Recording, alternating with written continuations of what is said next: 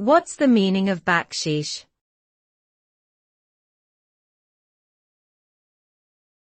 Baksheesh.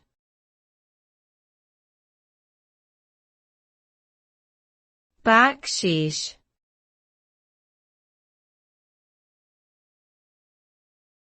Baksheesh.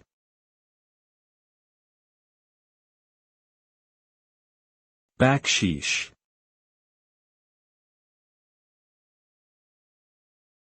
Baksheesh is a term used primarily in South Asia and the Middle East to refer to a small gratuity or tip given as a customary gesture of appreciation, often in exchange for services rendered. The word is derived from the Persian language and has historical roots in the Islamic culture of gift-giving.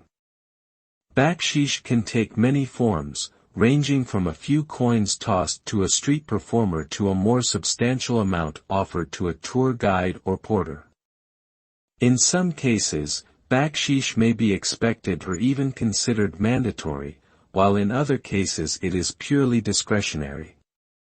Despite its prevalence in certain regions, baksheesh remains a subject of controversy and debate, with some critics arguing that it perpetuates social inequities and reinforces economic dependence.